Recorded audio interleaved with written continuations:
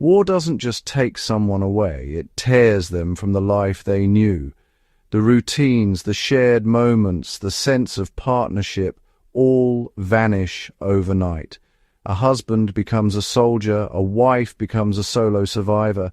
This isn't just about distance, it's about identity, about being forced into new roles. The wife, left behind, must now manage everything alone, learning independence in the shadow of uncertainty.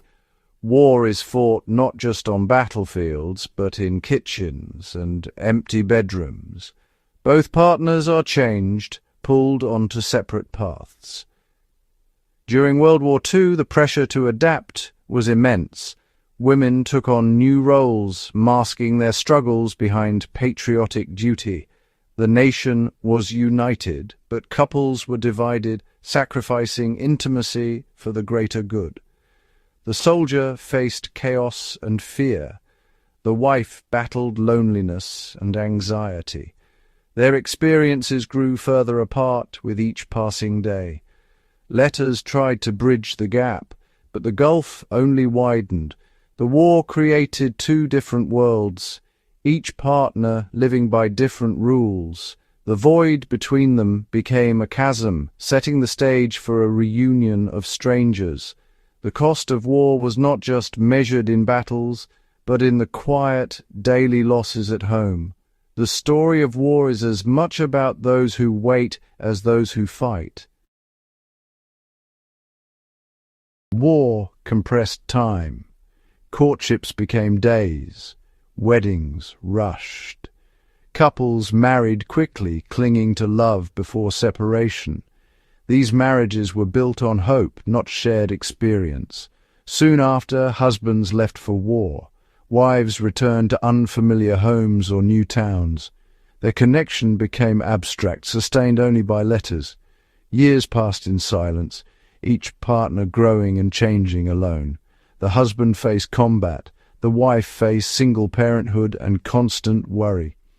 Their lives unfolded in parallel but apart. The person each remembered became an idealized memory, not reality. Every unshared struggle added distance. The foundation of their marriage, built in haste, was tested by years of separation. Reunion would mean meeting as strangers, not lovers. Letters became lifelines, the only proof of love and survival. Yet these letters were carefully edited fictions. Soldiers hid the horrors of war, writing about trivialities to protect their wives. Wives, in turn, masked their loneliness and fear, offering only cheerful updates. Both tried to shield each other, but ended up hiding their true selves. The result was a dialogue of ghosts, two people communicating, but not truly connecting. Their letters exchanged hope, but not honesty. When the war ended, they returned to partners they barely recognized. The stories they told each other became barriers to real understanding. The letters that sustained them also deepened the divide. The war's end brought celebration, but reunions were fraught. The returning soldier was changed, quieter, haunted, distant. The wife, too, was transformed, independent, self-reliant. Old roles no longer fit, expectations clashed. The intimacy they remembered felt awkward, forced. Communication faltered, replaced by silence or arguments. Many marriages couldn't survive the collision of two changed people. The idealized partner from wartime letters vanished in reality. Divorce rates soared as couples struggled to reconnect. The war was survived, but the marriage often was not. The true cost of conflict was paid at home. For many, reunion became rupture, not relief. Vietnam brought new trauma. Soldiers returned to indifference, not parades. The war's psychological wounds were invisible and misunderstood.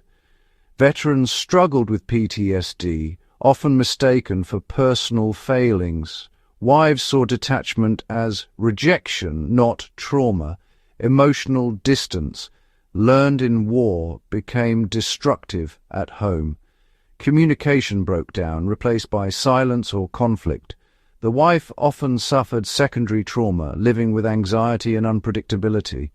The war's legacy poisoned marriages, even in peacetime. The battle continued inside the home.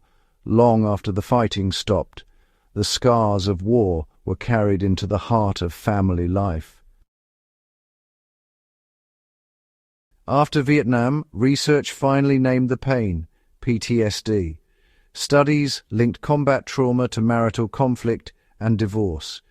Emotional numbing and hypervigilance destroyed intimacy and trust. Partners of veterans developed their own symptoms: anxiety, depression, exhaustion. The trauma was shared, not isolated. Healing required support for both partners, not just the veteran. Data showed veterans with PTSD were twice as likely to divorce. The costs of war extended far beyond the battlefield. The family unit bore deep, lasting wounds. War's scars were etched into the American home. Some marriages survived, scarred but enduring. Their strength came from relentless effort, not luck. Survival meant honest, patient communication, sharing pain, not hiding it. Couples had to grieve who they were and accept who they'd become. They renegotiated roles, learned new ways to connect. Adaptation was key, giving space, sharing burdens, respecting change. Their love became an active choice, a daily commitment. The war became part of their shared story, a scar that bound them. Resilience, honesty, and adaptation turned survival into strength. Their marriages weren't perfect, but they were real. They proved love could endure even the deepest wounds.